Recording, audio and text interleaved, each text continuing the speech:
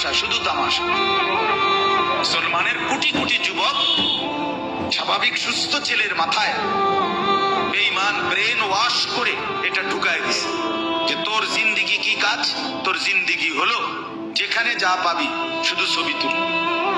তোরে খোদা বানাইছে ছবি তুলতে, তুই যা পাবা শুধু ছবি উঠাবি।